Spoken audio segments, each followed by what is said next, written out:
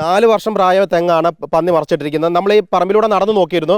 തെങ്ങല്ല, വാഴയല്ല, എല്ലാ കൃഷിയും നശിപ്പിക്കുകയാണ്. അതുകൊണ്ട് അടുത്തിടെയായിട്ടൊന്നും കൃഷി ചെയ്യാൻ പറ്റുന്നില്ല അല്ലേ? ഒന്നും പുതിയതായിട്ട് ഒരു കൃഷി ഇറക്കാനില്ല, എല്ലാം നശിപ്പിക്കപ്പെടുകയാണ് ചെയ്യുന്നത്. ഈ പന്നിയും ഈ കാട്ടുപന്നിയും മുള്ളം പന്നിയും വന്നിട്ട് കൃഷി നശിപ്പിക്കുക. പിന്നെ ഈ മഞ്ഞൾ വെച്ച് ബാക്കി എല്ലാ കൃഷിയും, വാഴ, തെങ്ങ്, കവുങ്ങ്, മുഴുവൻ കൃഷികളും ഇത് വന്ന് സുജയ്, എനിക്കിപ്പം വാർഡ് മെമ്പറുണ്ട്, മറ്റ് കർഷകരുണ്ട്. ഇവരൊക്കെ തന്നെ സമാനമായ പ്രശ്നത്തിലാണുള്ളത്.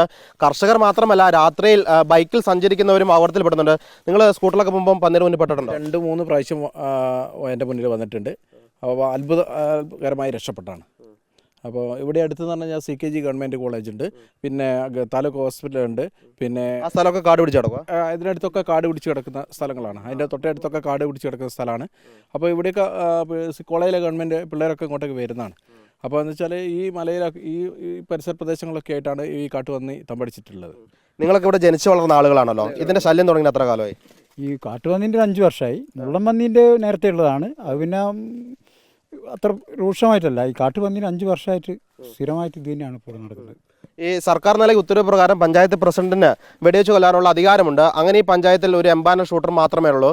ആ ഷൂട്ടർക്ക് ഈ പഞ്ചായത്തിലൂടെ നടന്ന് നീങ്ങി എല്ലാ പന്നികളെ കൊല്ലാനും സാധിക്കത്തില്ല. എങ്ങനെയുണ്ട് പഞ്ചായത്തിൻ്റെ ഈ പന്നിനെ പിടിക്കുന്ന പരിപാടി? ഇത് നേരത്തെ ഇങ്ങനെയുള്ള പരാതി ഉണ്ടായിരുന്നു. അപ്പോൾ അതിൻ്റെ അടിസ്ഥാനത്തിൽ നമ്മളൊരു ഷൂട്ടർ വെച്ച്, അപ്പോൾ ഷൂട്ടർ വന്ന് രാത്രി കാലങ്ങളിലൊക്കെ തന്നെ അത് ചെയ്യാൻ വേണ്ടി നോക്കിയ സമയത്ത് പന്നീനെ കാണാത്ത ഒരവസ്ഥ ഉണ്ടായത്. അങ്ങനെ അദ്ദേഹം മടങ്ങിപ്പോവുക ചെയ്തത്.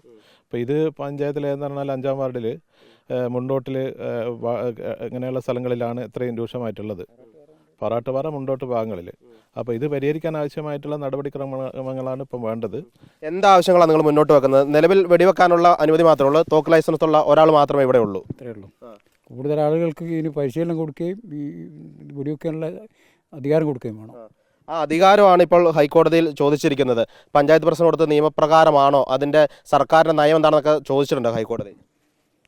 അതിനോട് എന്താ കർഷകൻ നിലയ്ക്ക് പറയാനുള്ളത്? അല്ല, കർഷകൻ എന്നാൽ കർഷകനെ രക്ഷപ്പെടണമെന്നുണ്ടെങ്കിൽ ഇത് മാത്രമല്ലാണ്ട് വേറൊരു മാർഗ്ഗവുമില്ല. ഇത് വെച്ചാൽ പരിശീലനം കൊടുക്കുക, ഇത് വെടിവെക്കാനുള്ള പരിശീലനം കൊടുക്കുകയും വേണം, അവർക്ക് ആയുധം കൊടുക്കുകയും വേണം. ഇത് പന്നീന് നമുക്ക് വേറെ ആവശ്യമൊന്നുമില്ല. കുറച്ച് കൊന്നു കയറുന്നില്ലേ പോവുകയില്ല. എന്താ വെച്ചാൽ പന്നി എന്ന് പറഞ്ഞാൽ പെറ്റ് വരുന്നൊരു കക്ഷിയാണ്. ഈ 5 വർഷം കൊണ്ട് വലിയ രീതിയിലുള്ള പെറ്റ് വരികയിട്ടുണ്ടോ? ഉണ്ട്. ആദ്യമെല്ലാം ഒരു പന്നി മാത്രമേ ഈ പ്രദേശത്ത് കണ്ട്. ഇപ്പം കൊച്ചു പിള്ളേർക്ക് പോലും നടക്കാൻ പറ്റാത്തൊരു സാഹചര്യമാണുള്ളത്. പല സമയത്തും റോഡ് സൈഡിലൊക്കെ ഇത് പന്നിയുടെ കുട്ടികളും പോയിട്ടുണ്ട്. അപ്പോൾ അത്രയും രൂക്ഷമായ രീതിയിലാണ് ഈ പ്രദേശങ്ങൾ ഇപ്പോൾ ജനങ്ങൾ അനുഭവിച്ചുകൊണ്ടിരിക്കുന്നത്. അപ്പോൾ അതിനുവേണ്ട ശാശ്വതമായ പരിഹാരങ്ങൾ ഗവൺമെൻറ് ഭാഗത്തുനിന്ന് ഉണ്ടാവണമെന്നാണ് എനിക്ക് പറയാം.